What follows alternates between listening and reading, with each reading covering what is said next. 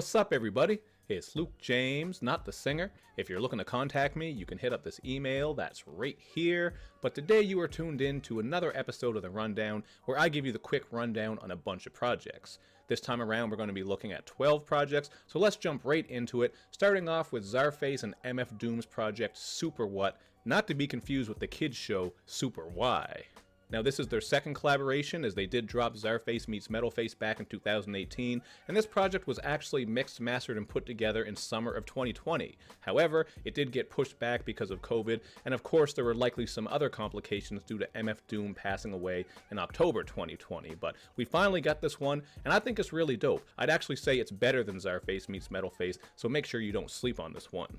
The rapping from MF Doom, Inspectadec, and Esoteric is on point all over this project, and you are in for the usual humor, nerd references, and pop culture references as well. Just check out the song This Is Canon Now, where you have Esoteric robbing a bunch of comic characters for their gear and powers. Really fun track all around, and I think MF Doom was at his best on here. His verse on Doom Unto Others is peak Doom, and on So Strange, we get a fun track that explores the strange ways of MF Doom. You're also getting this beat that sounds a bit like a Vincent Price movie, has this old school horrific feel to it, so this is one of the tracks that really stuck out to me among many of the others. And speaking of masks, since that song is all about his mask and where he comes from and who he is, one of my favorite lines comes on Jason and the Zargonauts, where Esoteric spits, "ZARFACE and Doom been pro-mask before Corona hit." I just thought that was a fun line that ties into these COVID-19 times, and you do get Adele the funky Homo sapien verse on that song as well. He just fits in perfectly because he has that fun, quirky style as well, and I would like to hear him do a full project with ZARFACE.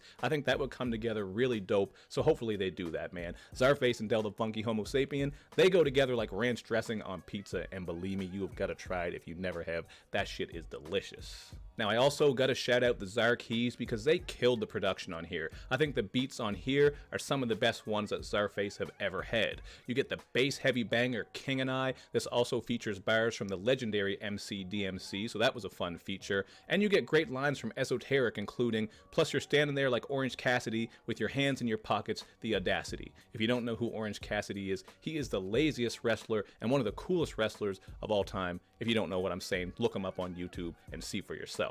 Then there's the song Zarwin's Theory of People Getting Loose, which has bass thicker than Brianna Moore. If you know who that is, you know that's damn thick. If not, I know you're about to Google it. And Breaking the Action has a smooth, jazzy feel to it, so that was kind of different for the ZARFACE crew, and I think MF Doom floated on this one as well. Really great project all around, and I'm going to give it 8 metal-faced villains out of 10. I really enjoyed this, and I think it is the best ZARFACE project since every hero needs a villain. Now, second on the list is Lloyd Banks with The Course of the Inevitable, and I'm sure I'm in the minority here, but I found this one to be kind of boring. Don't get me wrong, Lloyd Banks is still rapping his ass off. He has some nice flows, schemes, punchline, and wordplay all over this thing, but this thing drags on for so long, man. It's over an hour long. The production doesn't get overly creative. It's a lot of very simple sample-based stuff, and he's not doing too much either when it comes to concepts, storytelling, mixing up his ideas, and stuff that he's rapping about. A lot of it is very straightforward, you know what I'm saying? You get that street narrative, you also get a bit of introspection here and there, but these topics aren't approached in unique ways, and these songs, man, they just drag on and on. There is not enough variety with the production or with his rapping to keep me excited for that whole length of time. On top of all that, I did find the mixing on here to be all over the place like an octopus trying to fuck a bagpipe. For just a couple of examples, you can check out Early Exit as well as Pain, Pressure, and Paranoia, and I just don't understand how rappers do this. I understand once in a while it's an aesthetic, but when you have this long project and the mixing throughout it is all over the place, it is just sloppy as hell. It's up, then it's down, you're constantly adjusting your volume, at least I was. To me, that just comes across as sloppy. That doesn't come across as an aesthetic choice to make a grungy sounding album. It just feels like it was kind of rushed. So the mixing and mastering here, along with the beats that aren't very diverse, the rapping that's not very diverse, does make for a bit of a slog to listen to, but there are still some highlights here. As I said, Banks is still rapping his ass off, so if you're a fan of him, you'll appreciate that, and I do think some of the features on here were great. I mean, you got Ransom on the Dusty Boom Bap joint Falsified, he snapped on there, Benny stays consistent on Formaldehyde, and Gangsta Gibbs steals the show on Empathy, a track that also has some really great rapping from Lloyd Banks, especially on that last verse. So, you know, there's not really much more for me to say about this one. I've seen it getting Album of the Year praise, but I don't know how you can feel that way, especially if you've heard some of Banks' other projects. I mean, Cold Corner 2, That's one of my favorite mixtapes of all time. I would say it's Banks' best work. Some of the Halloween Havoc projects are dope. He has so much dope work under his belt, and I don't even think this one is top 5, but it's alright for what it is. I'm not saying it's trash. I was just disappointed after such a long wait to get this from Lloyd Banks. So I'm going to give it 6 Lloyd Banks has much better projects than this out of 10. Up next, we have Armand Hammer and the Alchemist with Haram, and this is a project that I've seen get tons of praise. This one has got a lot of Album of the Year acclaim from people, and I gotta say, it took a while to grow on me, but man, I came to love this shit. Armand Hammer, they're a duo, Billy Woods and Lucid. The Alchemist, of course, doesn't need an introduction because he's a beat-making goat, but this project here, it did test my limits a bit because it starts off kind of strange. That first song, Sir Benny Miles, is like an acid trip. You get this weird swirling production, as well as flows that are a little bit off kilter and spoken wordish. Just took me out of my zone, but it immediately let me know that I was going to be in for a ride and a different sounding rap album. So I do appreciate the unique styles happening there, and some of the bars you get on this project, man, it's the bars that really helped uplift this one for me on this song and throughout the whole thing. There are plenty of times where I was listening to this and I had to stop because certain bars just punched me in the face, like TJ Combo or Bullrug. Take your pick. Either way, you getting a black boxer from a video game punch in your damn face when it comes to Lucid and Billy Woods' bars. Like on Roaches Don't Fly, where Lucid defiantly spits, "My new name colonizers can't pronounce, that shit is just hard." Or on Scaffolds, where Woods says, "Always late with the epiphanies, like Mike could have handled that differently," and "Am I my brother's keeper? Nigga, I got my own shit." Those lines have really stuck with me because hindsight is 2020. We all lay in bed sometimes trying to sleep, then we remember some embarrassing shit we did or something we could have handled differently. That line stuck to me, as well as the part about being your brother's keeper when you got so much shit to deal with on your own. So there are these bits of insight and introspection that really will hit as you listen through this project, and that's something that I do appreciate. You also get a creative concept on Indian Summer, where Woods is blurring the line in his verse between mowing the grass and selling weed. Very clever idea there. And on Chicaroni, a track that sounds like an indie horror flick and has a name that I probably mispronounced, we have Woods saying, "Negroes say they hate the cops, but the minute something off, they want to use force." I thought that was deep. There's a lot of abstraction, there's a lot of depth. Every time you listen through, you're going to pick up on something new, and it's one of those projects that gets better with time. So if you started and you're not that into it like I was at first, give it time. It is definitely a grower. I also appreciate how they got some dark imagery on here, man. Like on Stone Fruit, where we get lines about drinking out of skulls and wearing necklaces made out of teeth, man. They're on that cannibal Holocaust type of shit, that really nasty old school horror movie type of shit, man. That's a vibe I got listening to this. It's just dungy and dirty, like an old light bulb hanging in a basement where there's ghosts in the corner. You know what I'm saying? The beats just stay dark and gloomy very often, like on Wishing Bad with the threatening bass and those siren vocals underneath. And on Aubergine, I hope I'm saying that right, we get 2 horrific beats that are equally dope. I really did like the production on here, although it took time to grow. As I said, there's some great beats here, and also a little bit of variety as well. So Falling Out the Sky, this just sounds like a summertime island vacation. It has a very bright feel to it. Robert Moses sounds like an old school cop drama because of that sax on it. Really cool beat there. And Black Sunlight is one of the most uplifting beats on the project. So these are all songs that I really enjoy. And I gotta point out another dope line on Aubergine, where Woods spits, "Westworld niggas rebooting, recycling the same shooting, rappers tired, inertia the only thing, keep them moving." That is just a crazy bar. These two are nuts, man. They go off on this whole thing. I will be all day breaking down the quotables, but it is really the rapping and just the feel, just the dark atmospheric feel of this that really stuck out to me. So it's a really interesting project. I'm going to give it 8 severed little piggy heads out of 10. And by the way, you might notice I'm using a different cover here. It's just because the severed pig heads, I don't know if I'm going to get reported for having that on YouTube. I've seen it blurred even in Google searches, so I'm not fucking with that shit. You know what the cover is. I'm sure you've seen it. We're just using this alternate one to keep our asses protected.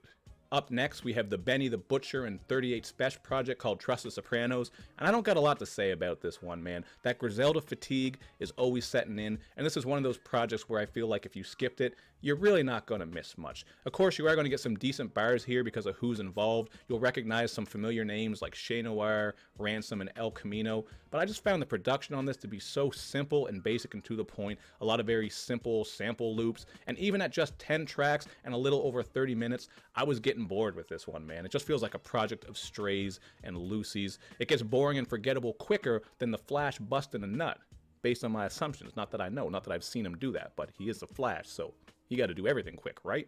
I don't know. There's just really not much to be said about this one. It is not pressing that you check this out. It's very plain, very average all around. There are some alright moments with the verses. There are a couple catchy hooks here and there. But again, it just felt like a rushed project that was kind of thrown together. If you have any type of Griselda fatigue, definitely skip this one. You're not going to get much out of it. I just give it 4.5 meh out of 10 because that's honestly how I feel about this one. But you let me know if I'm tripping in the comments. Now, we already know that Yelawolf has been busy with tons of projects this year. I've already talked about a couple of them, and now we come to the one that I think is his best work this year, Mile Zero. This is the collaboration with the Cypress Hill producer DJ Muggs, so you're getting a lot of traditional sample-based beats here that are top quality, man. I really love the production on this, and I think these two came together to make a great connection. First off, I love that it's Yelawolf going in over sample-based beats, because it's something that's kind of different for him. DJ Muggs was in his bag when he made these beats. You got Yelawolf snapping on this like Cartman on a bag of cheesy poofs. So if you want to hear that rapping ass Yelawolf on sample-based beats,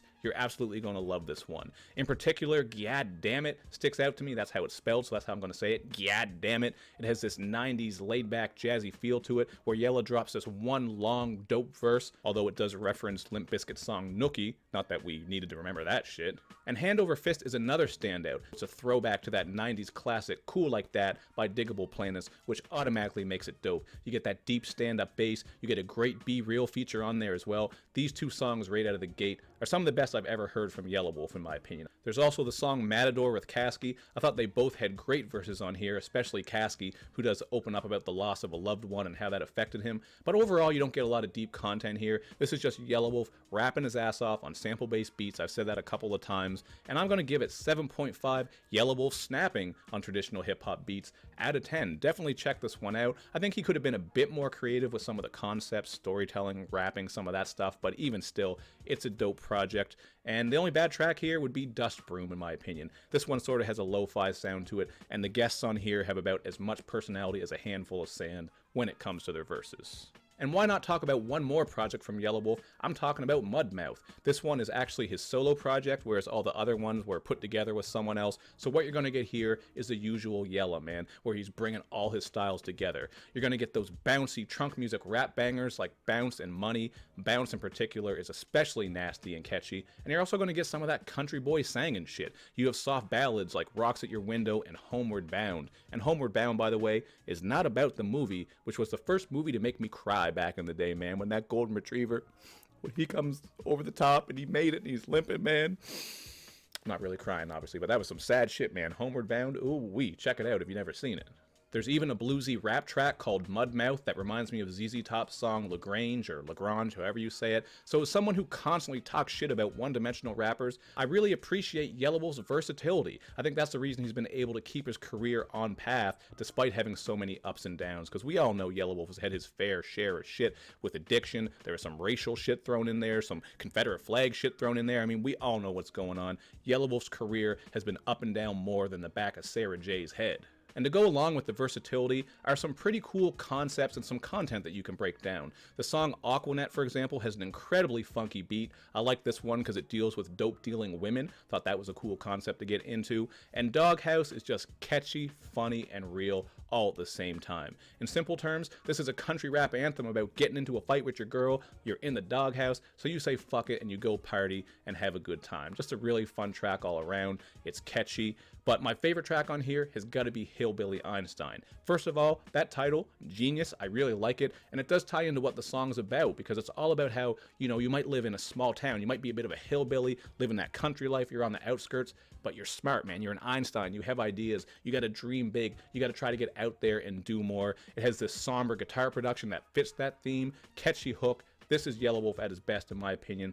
A lot of good songs on here, but it does get off to a bit of a slow start. I remember when I started this one, I was like, ugh, this could be a long ride, because Light as a Feather and Oh No, these tracks are so damn clumsy, because as much as I appreciate his versatility, once in a while Yelawolf tries to do too much on a track. You listen to these two tracks, for example, you're going to hear him jumping around with the genres, the vocal styles, his pitch is going up and down, there's beat changes, just way too much happening. But in spite of that, this is a dope project, and I'm going to give it 7 mud pies out of 10.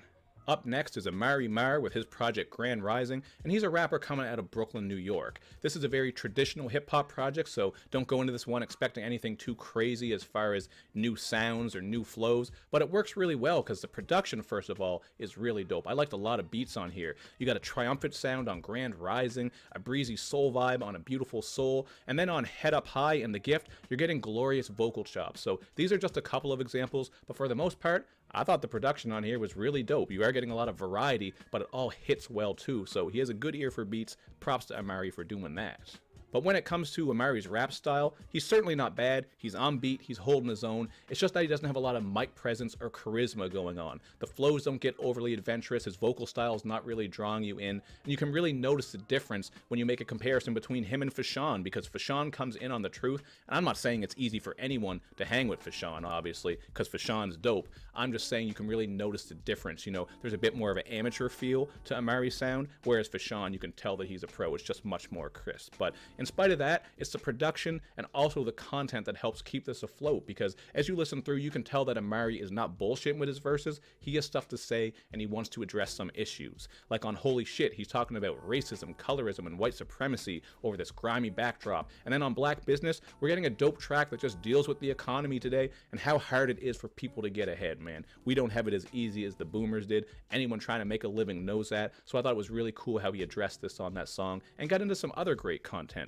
Like on The Darkness, where he's rapping about mental health, and then on Above the Rim, we're getting this great string beat as well as bars that address the corrupt government. So these are some standout tracks, and if you are looking for some solid traditional hip-hop with a message, you're definitely going to appreciate this one. I just think it could have benefited from maybe a couple tracks being trimmed because it does drag on a bit, some better mixing here and there, more risk-taking, just some stronger vocals. But in spite of all that, this plays its part well. It's good for what it is. So I'm going to give it 6 traditional hip-hop fans pleased out of 10. If you like hip-hop with a message, some nice sample-based beats, check it out. And now we come to a release from one of the 2020 XXL freshmen, Rod Wave with SoulFly.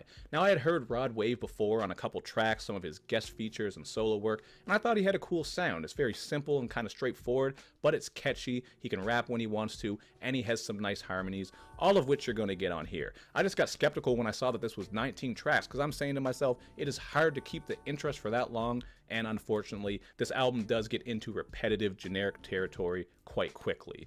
In particular, it's just the production, man. There's little in the way of variety here. I feel like I'm hearing the same drums and drum patterns and guitar, just a lot of the same sounds and rhythms and patterns over and over as I listen through this one. I think you'll know what I'm saying, but there are still some moments with the production I liked. You get electric guitar and elegant piano on All I Got, that's pretty cool, and also some somber strings on OMDB. So I did like some of the beats here, and I also appreciated some of the song structure, because I think Rod Wave's strength is actually the singing. That's where he sounds the best, that's where he's catchy. So with a lot of these songs, you'll get a rapped verse surrounded by hooks, intros, outros, bridges, those types of things. So it does really work when it comes to the song structure. He does get introspective as well. On the bassy title track, he reflects on his life. On Gone Till November, he's showing love to his mom over some really nice guitar production. So those are 2 tracks that do showcase his ability with the pen. Even the track Pills and Bills goes into the toxic mix of money, drugs, and fame. So there is a bit of content here, but again, 19 tracks, it gets samey very quickly. So I'm going to give this 5.5 SoulFlies are better than June Bugs out of 10. I think if this was trimmed down a bit, maybe if he put some more content in this, just a little bit more, some more concepts and storytelling, that would help make the production a bit more diverse. These type of things would have made it better. But it's all right, man. I'd say check it out. You might like a couple of tracks, but again, it's one of these overstuffed projects that needs more variety. And now we come to the Jorja Smith EP, Be Right Back, which I really enjoyed. Usually going into an EP, I'm kind of skeptical. I don't expect too much out of them, but this one really came through with a nice collection of tracks. The single Addicted is a great start. It has this somber production that builds up and breaks down very slowly as Jorja is singing about love that is not being returned to her. And then with the song Bust Down, we get a really cool groove. There's this slinky bass line and a bit of an exotic feel as Shabo's bars make for a nice contrast with Jorja's whisper. It's also a pretty cool video for it if you want to see those 2 bust it down. Another standout has got to be the song Gone, not just because of the gorgeous keys and the deep bass on this thing, I love the beat here, but also because of the songwriting. This is a track that deals with loss, and I see many different interpretations where people are saying it's about losing a loved one, maybe passing away, maybe it's a relationship ending. So that's one of the cool things about this song. You can take it in different ways, and Jorja had even said that herself. Another standout is Digging. This one has Jorja dealing with her mind. It's just full of too many things. It's running off. She's overthinking.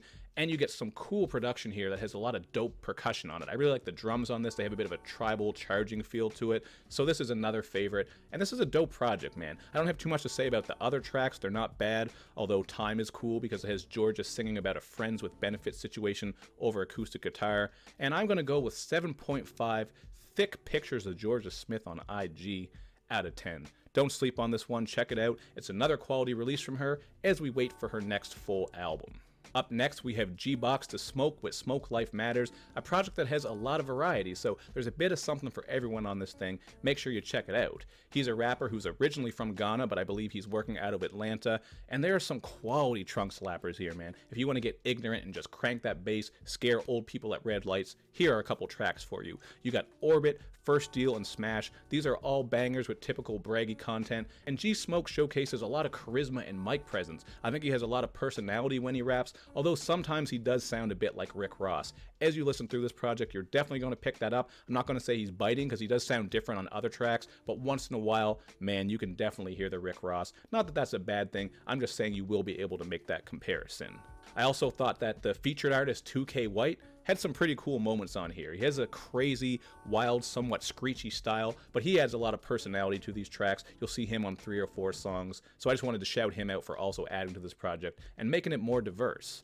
Now, some of my personal favorite tracks on here, we got to start with Alive. This is a nice intro that has Gbox getting introspective over these angelic vocals. Really great beat. You also have bass on there that is thicker than Yum the Boss, and that is incredibly thick. And then with the song I'm the Man, we're getting another standout track. This also makes use of some great vocal chops as G-Dep opens up, well, about being the man, obviously. You're getting some really bouncy flows from him, too. So I think the rapping on this is pretty dope. The production is great. There's a lot of variety. It's a project you don't want to sleep on. Even if you like smooth, jazzy hip-hop, he has you covered with Better Days. This is an optimistic track, as the title suggests, where he's just kind of looking towards better days. You have My Man's, a very smooth anthem about love and loyalty to his people. You're getting a lot of great tracks here. Success, this one has a dope string sample that sounds familiar to Exhibit's song Family Values.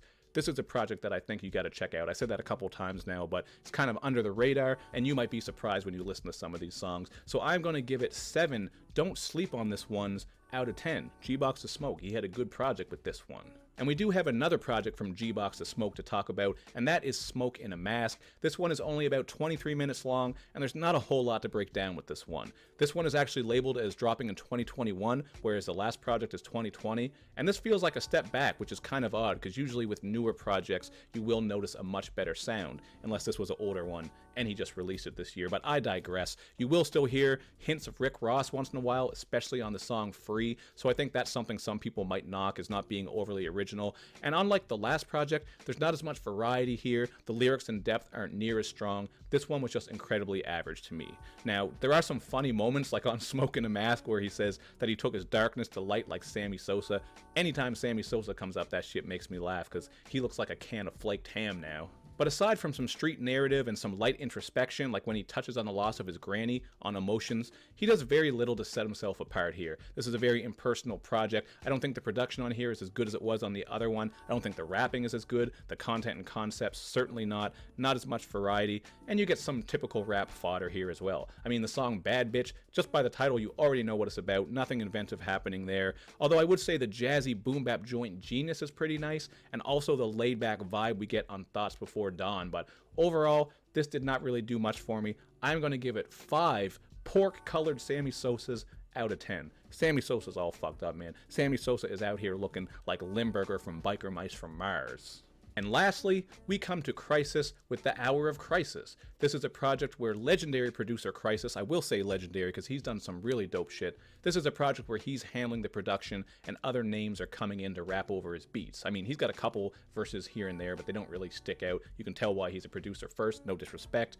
But this one really shines when the dope MCs come in. So Negro Spiritual, this is an immediate standout. I mean, you got Busta Rhymes and Pharaoh Monk just snapping on here. Pharaoh in particular bodies his verse. I loved what he was doing on there. One of the best verses I've heard from him all year, even better than the shit that was on his album. And then with the disrespect, man, come on. You got Ciroc and Rhapsody on the same track over some soulful production going in about how dope they are. Man, come on, you got to give them respect. They deserve the utmost respect. I don't even like saying that they're two of the best women MCs or two of the best female rappers. They are just elite rappers, period. They are beyond what a lot of brothers are doing out here. They're snapping. So I love both of those songs. And Keep Walking On with Del the Funky Homo Sapien. This is another dope track. I feel like we've referenced Del a couple times. He's got a couple dope verses on here. So hopefully he's got an album coming up because he's killing all these songs, including this one. This is a piano-driven track where he's just reminding us to keep working hard, stop blaming people for bullshit. It's not their fault. They don't have to uplift you all the time. You just got to put in the work and keep doing what you're doing. Really an important message that I think people need to hear. And Mr. Big Mouth Part 2 has De La Soul still proving that they're dope, man. You get this piano loop on here that I think is incredibly clean. I really like the beat, and they're doing their thing, man. They're legends. So all these tracks with the big names, they are by far the best. Now, I was a bit disappointed with the Evidence solo Asylum. It's just this plodding track with one of the weakest beats on the album. But on the flip side, the Problem solo Y probably has one of the best beats on the album. It's very smooth and soulful, nice vocal chops on that, and even the song The Return featuring the Away Team has another bright and sunny beat. So there are some good beats here, but basically the songs I didn't talk about were the songs that didn't do a whole lot for me. So it's not the most consistent and even project. It's just that the highs are very high.